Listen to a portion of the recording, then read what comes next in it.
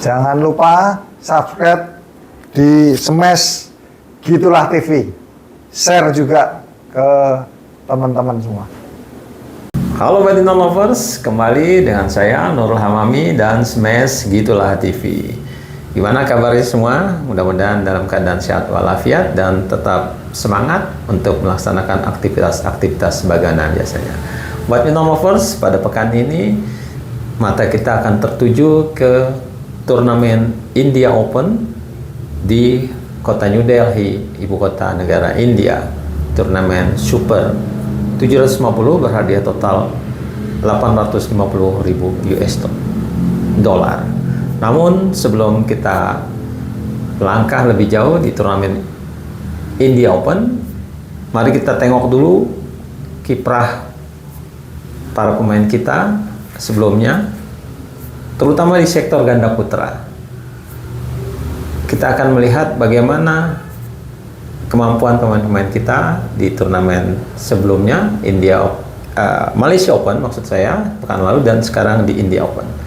Nah, kalau secara keseluruhan di Malaysia Open pekan lalu, para pemain kita di sektor ganda putra tentu boleh dibilang mengalami penurunan, karena tahun lalu Fajar Alfian dan Muhammad Rian Ardianto masih bisa merebut gelar juara di sana, dan juga pasangan Leo Rolly Carnando dan Daniel Martin serta pasangan Bagas Maulana Muhammad Sohibul Fikri, tiga pasangan anggota pelatnas Cipayung, masih mereka berdua di luar Fajar Alfian yang menjadi juara masih bisa lolos hingga ke babak kedua.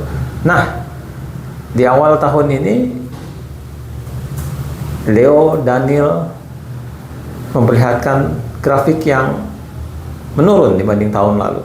Kalau tahun lalu mereka masih bisa lolos hingga babak kedua, namun di Malaysia Open pekan lalu mereka langsung kandas di babak pertama.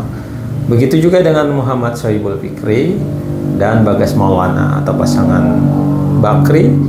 Di Malaysia Open tahun lalu mereka masih bisa lolos sampai babak kedua, tapi di pekan lalu di turnamen yang sama mereka langsung kandas juga di babak pertama, sama halnya dengan Leo dan Daniel. Nah, di India Open yang sekarang sedang berlangsung, Leo Daniel kembali gagal mengukir prestasi yang bagus. Mereka tumbang juga di babak pertama atau langsung kalah di babak awal. Kali ini dari pemain Denmark juga, yakni Kjærs, Rasmus Kjærs dan Fredrik Sjögard. Kemudian kalau di Malaysia Open, Daniel dan Leo kalah dari memang pasangan Denmark yang cukup bagus, dan sekarang mereka menempati peringkat 3 dunia, yakni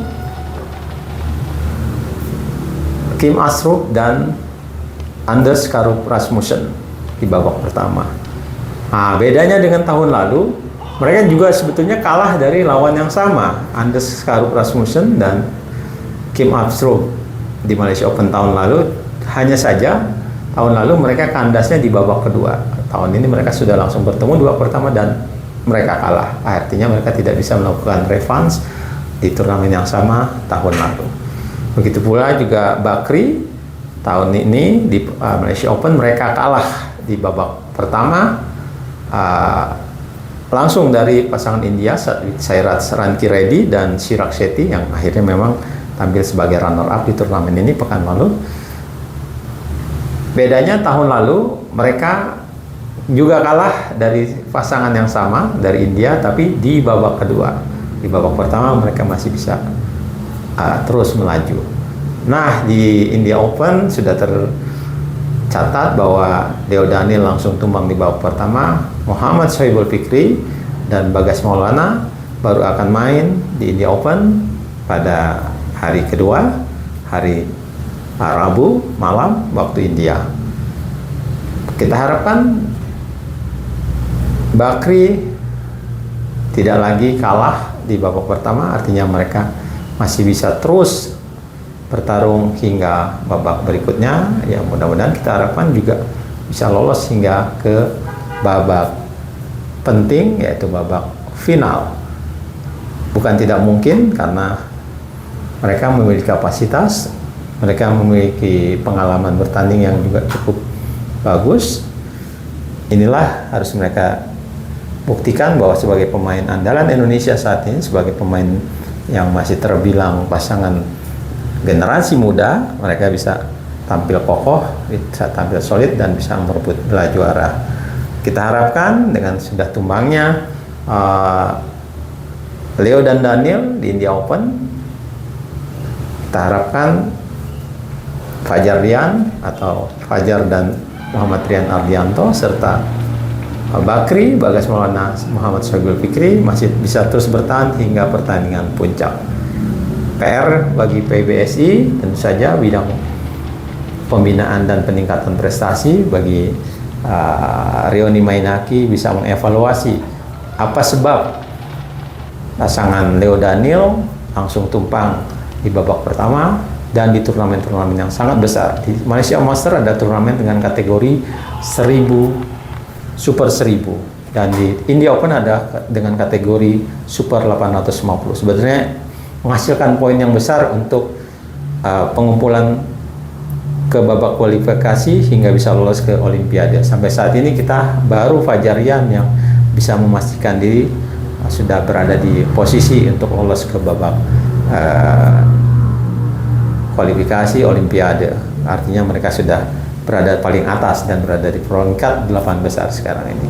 Nah, inilah harus menjadi introspeksi bagi Leo dan Daniel juga walaupun memang mereka kalah dari lawan seperti di Malaysia Open, mereka kalah dari lawan yang sama, dan di ini mereka justru kalah dari lawan yang sebetulnya masih di bawah mereka.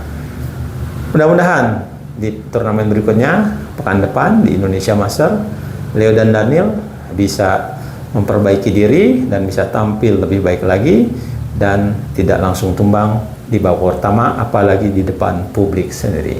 Demikian dari saya, jangan lupa subscribe, like, dan share. Salam badminton.